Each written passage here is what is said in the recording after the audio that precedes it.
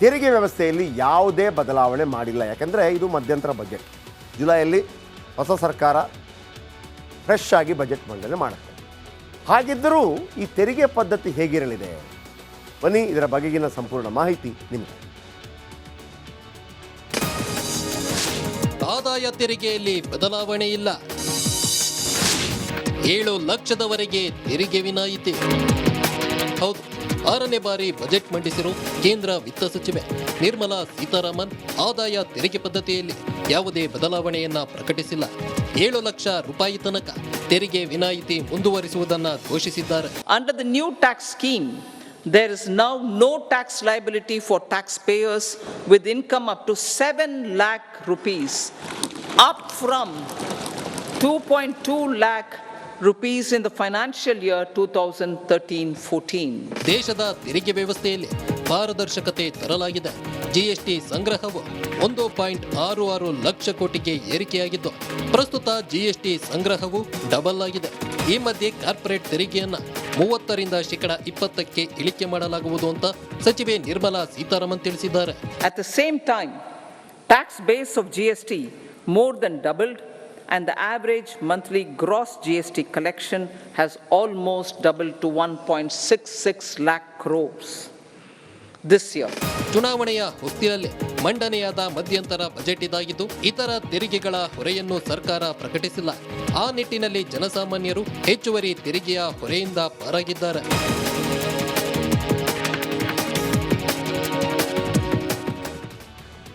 ಸಾಧಾರಣವಾಗಿ ಚುನಾವಣೆಗಳ ಹತ್ತಿರ ಇದ್ದಾಗ ಜನಪ್ರಿಯ ಬಜೆಟ್ಗಳನ್ನು ಘೋಷಣೆ ಮಾಡೋದು ಪದ್ಧತಿಯಾಗಿತ್ತು. ಆದರೆ ಈ ಹಿಂದೆ 2019 ಚುನಾವಣೆ ಸಂದರ್ಭದಲ್ಲಿ ಕೂಡ ನಾವು ಜನಪ್ರಿಯ ಅಂತ ಬಜೆಟ್ ಘೋಷಣೆ ಮಾಡೋದಿಲ್ಲ ಅಂತೇಳಿ ನರೇಂದ್ರ ಮೋದಿ ಹೇಳಿದರು. ಹಾಗಾಗಿ ಇಲ್ಲೂ ಕೂಡ ಜನಪ್ರಿಯ ಘೋಷಣೆಗಳು ಯಾವುದೂ ಇಲ್ಲ. ಆದರೆ ಕೃಷಿ, ಆರೋಗ್ಯ, ರೈಲ್ವೆ, ರಕ್ಷಣಾ ಕ್ಷೇತ್ರ ಮತ್ತು ವಿದ್ಯುತ್ಗೆ ಏನು ಕೊಟ್ಟಿದ್ದಾರೆ ಅದನ್ನು ಹೇಳ್ತೀನಿ ಒಂದು ಪುಟ್ಟ ಬ್ರೇಕ್ ಆದ ನಂತರ.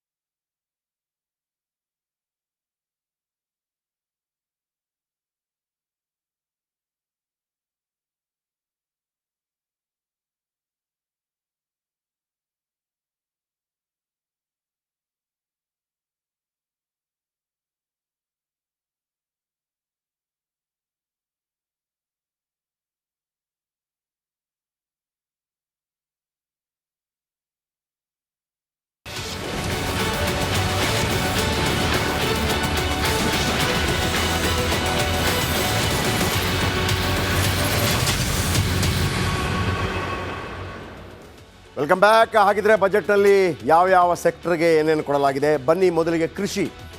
ದೂರಗಾಮಿಯಾಗಿ ಲಾಭ ತರುವ ಯೋಜನೆಗಳತ್ತ ಗಮನ ಹರಿಸಲಾಗಿದೆ. ಕೃಷಿ ವಿಚಾರಕ್ಕೆ ಸಂಬಂಧಪಟ್ಟ ಹಾಗೆ ಇನ್ನು ದೂರಗಾಮಿ ಲಾಭ ತರುವ ಯೋಜನೆಗಳತ್ತ ಗಮನ. ದೂರಗಾಮಿಯಾಗಿ ಇನ್ನು ಕೃಷಿ ಉತ್ಪನ್ನಗಳ ಸಂಗ್ರಹಕ್ಕೆ ಆಧುನಿಕ ಸಂಗ್ರಹಾಗಾರ ನಿರ್ಮಾಣ.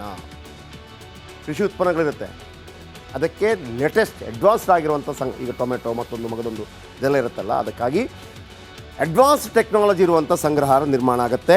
ಸರಬರಾಜು ಸರಪಳಿ ವ್ಯವಸ್ಥೆಯನ್ನು ಗಟ್ಟಿಗೊಳಿಸುವುದು. ಸರಬರಾಜು ಸರಪಳಿ ವ್ಯವಸ್ಥೆ ಒಂದು ಕಡೆಯಿಂದ ಮತ್ತೊಂದು ಕಡೆಗೆ ಯಾವ ರೀತಿ ಹೋಗಬೇಕು ಅಂತೇಳಿ. ಆಮೇಲೆ ನ್ಯಾನೋ ಯೂರಿಯಾ ಬಳಿಕ ನ್ಯಾನೋ DAP ಯತ್ತ ಗಮನ. ಎಣ್ಣೆ ಬೀಜಗಳಾದ ಸಾಸಿವೆ, ಕಡಲೆಬೀಜ, ಎಳ್ಳು, ಸೋಯಾಬೀನ್, ಸೂರ್ಯಕಾಂತಿ ಎಣ್ಣೆ ಬೀಜಗಳಲ್ಲಿ ಆತ್ಮನಿರ್ಭರತೆಗೆ ಯೋಜನೆ. ಹೈನುಗಾರರಿಗೆ ನೆರವು ನೀಡಲು ಸಮಗ್ರ ಯೋಜನೆ. ಕಾಲುಬಾಯಿ ರೋಗ ತಡೆಗೆ ಇನ್ನಷ್ಟು ಕ್ರಮ. ಭಾರತ ವಿಶ್ವದ ಅತಿ ದೊಡ್ಡ ಹಾಲು ಉತ್ಪಾದಕ ರಾಷ್ಟ್ರವನ್ನಾಗಿ ಮಾಡೋದು. ಆಮೇಲೆ ಗೋವುಗಳ ಸಾಕಣೆ ಹೆಚ್ಚಿಸಲು ಕೇಂದ್ರ ಸರ್ಕಾರ ಕ್ರಮ ಕೈಗೊಳ್ಳುತ್ತೆ. ಇದು ಕೃಷಿಗೆ. ಇನ್ನು ಆರೋಗ್ಯಕ್ಕೆ ಸಂಬಂಧಪಟ್ಟಾಗಿ ಏನು ಮಾಡಿದ್ದಾರೆ? ಭಾಳ ಮುಖ್ಯವಾಗಿ ಆರೋಗ್ಯದಲ್ಲಿ ಆಶಾ ಅಂಗನವಾಡಿ ಕಾರ್ಯಕರ್ತೆಯರಿಗೆ ಆಯುಷ್ಮಾನ್ ವಿಸ್ತಾರ ಮಾಡಿದ್ದಾರೆ.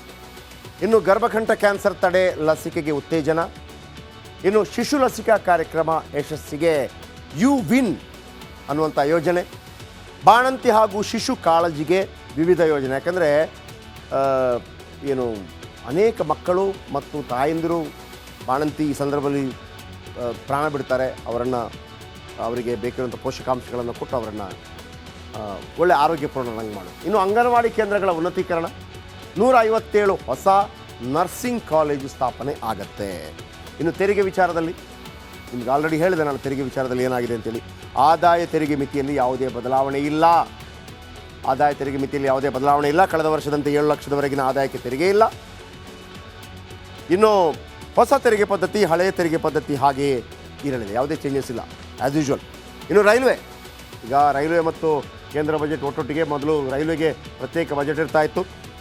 ಭಾರತೀಯ ರೈಲ್ವೆ ಅಭಿವೃದ್ಧಿಗೆ 2.4 ಲಕ್ಷ ಕೋಟಿ ರೂಪಾಯಿ. ಭಾರತೀಯ ರೈಲ್ವೆಗೆ ಸಿಕ್ಕ ಅತ್ಯಧಿಕ ಬಂಡವಾಳ 2013-14ಕ್ಕೆ ಹೋಲಿಸಿದರೆ 9 ಪಟ್ಟು ಹೆಚ್ಚು. ಇದು ಹಲವು ನಗರಗಳಲ್ಲಿ ಮೆಟ್ರೋ ರೈಲು ಮಾರ್ಗ ವಿಸ್ತರಣೆಗೆ ಹಣವನ್ನು ಮೀಸಲಿಡಲಾಗುತ್ತೆ. 40,000 ರೈಲ್ವೆ ಬೋಗಿ ವಂದೇ ಭಾರತ್ ಬೋಗಿಗಳಾಗಿ ಪರಿವರ್ತನೆ. ಇನ್ನು ಗದಗವಾಡಿ ಮಾರ್ಗಕ್ಕೆ ಕರ್ನಾಟಕ 380 ಕೋಟಿ ರೂಪಾಯಿ ಮತ್ತು ಗಿಣಿಗೇರ ರಾಯಚೂರು ಮಾರ್ಗಕ್ಕೆ 300 ಕೋಟಿ ರೂಪಾಯಿ. ತುಮಕೂರು ಚಿತ್ರದುರ್ಗ ದಾವಣಗೆರೆ ಮಾರ್ಗಕ್ಕೆ 300 ಕೋಟಿ ರೂಪಾಯಿ. ಇದೆಲ್ಲ ಹಳೇದೆ, ಅದಕ್ಕೆ ದುಡ್ಡಿಟ್ಟಿದ್ದಾರೆ. ಇನ್ನು ತುಮಕೂರು ಕಲ್ಯಾಣದುರ್ಗ ರಾಯದುರ್ಗ ಮಾರ್ಗಕ್ಕೆ 250 ಕೋಟಿ ರೂಪಾಯಿ. ಬಾಗಲಕೋಟೆ ಕುಡುಚಿ ಮಾರ್ಗಕ್ಕೆ 410 ಕೋಟಿ ರೂಪಾಯಿ. ಶಿವಮೊಗ್ಗ ಶಿಕಾರಿಪುರ ರಾಣಿಬೆನ್ನೂರು ಮಾರ್ಗಕ್ಕೆ 200 ಕೋಟಿ ರೂಪಾಯಿ. ಬೆಳಗಾವಿ ಕಿತ್ತೂರು ಧಾರವಾಡ ಮಾರ್ಗಕ್ಕೆ 50 ಕೋಟಿ ರೂಪಾಯಿ. ಕುಪ್ಪಂ ಮಾರ್ಗಕ್ಕೆ 170 ಕೋಟಿ ರೂಪಾಯಿ. ಕಡೂರು ಚಿಕ್ಕಮಗಳೂರು ಹಾಸನ ಮಾರ್ಗಕ್ಕೆ 160 ಕೋಟಿ ರೂಪಾಯಿ. ಮಳಗೂರು ಪಾಲಸಮುದ್ರ ಮಾರ್ಗಕ್ಕೆ 20 ಕೋಟಿ ರೂಪಾಯಿ ಹಾಗೂ ಹಾಸನ ಬೇಲೂರು ರೈಲು ಮಾರ್ಗಕ್ಕೆ 5 ಕೋಟಿ ರೂಪಾಯಿಗಳನ್ನು ಇಟ್ಟಿದ್ದಾರೆ. ಆಲ್ರೆಡಿ ಇದು ಹೊಸ ಮಾರ್ಗ ಅಲ್ಲ, ಇದ್ದ ಮಾರ್ಗಕ್ಕೆ ದುಡ್ಡು ಆಲ್ರೆಡಿ ಪ್ಲ್ಯಾನ್ ಮಾಡಿದಂಥ ಮಾರ್ಗಕ್ಕೆ ದುಡ್ಡು ಇಟ್ಟಿದ್ದಾರೆ. ರಕ್ಷಣೆ 2023ರಲ್ಲಿ 5.94 ಲಕ್ಷ, 6 ಲಕ್ಷ ಕೋಟಿ ರೂಪಾಯಿ. ಈ ಬಾರಿ 50 ಲಕ್ಷ ಜಾಸ್ತಿ ಮಾಡಿದ್ದಾರೆ. ಈ ಬಾರಿ 6.25 ಲಕ್ಷ ಕೋಟಿ ರೂಪಾಯಿ. ಈ ಬಾರಿ ರಕ್ಷಣಾ ಕ್ಷೇತ್ರದ ಬಜೆಟ್ 1.5% ಏರಿಕೆಯಾಗಿದೆ. 13.2% ಹಣ ರಕ್ಷಣಾ ಇಲಾಖೆಗೆ ಮೀಸಲು. ಎಷ್ಟು? 13 ರಕ್ಷಣಾ ಕ್ಷೇತ್ರಕ್ಕೆ 13.2%. ಟೋಟಲ್ ಬಜೆಟ್ನ 13.7%.